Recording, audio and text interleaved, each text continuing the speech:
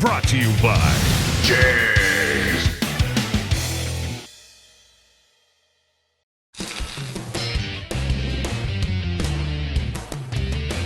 All right, the trick is not how to stuff an LS motor in a Mustang. It's really about how to set up a clutch and a throwout bearing. Now this is just mock-up here so you can kind of see it, because in the real world, we're not just putting on stock components, we're mix-matching engines, transmissions, bell housing, clutches, throwout bearings, so all that stack up could really throw you for a loop. Now if we go over here to the clutch, right, we've got a throwout bearing. Now it's just a disc that's going to push on these fingers, and these are springs.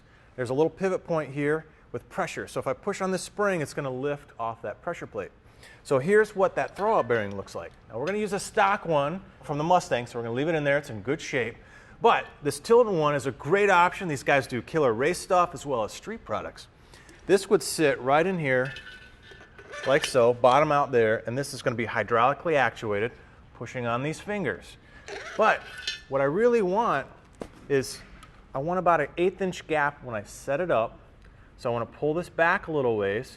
And once I put hydraulic pressure on it, it's going to close that gap, and now I'm ready to open it and close it all the time. But initially, I want a little bit of clearance in there with this bottomed out for anything like thermal expansion, wear on the clutch, adjustment of the fingers, etc.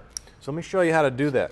Now I'm going to do it crude. So this is not the measuring device of professionals in automotive, but just to get you a quick technique here.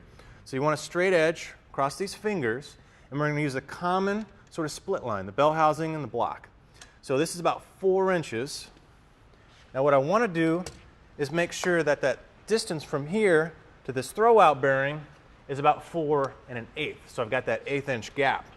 So if I set this guy in here like that, slide him in, I take this guy, set it up here, I make my measurement, up, I'm too far out.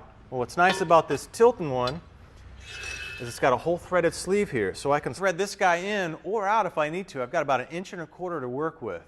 And with 2 million cycles of durability testing, it's going to definitely outlast my calf muscle. Brought to you by JEGS. Lifetime support. Complete customer satisfaction. Delivering performance since 1960. JEGS.com.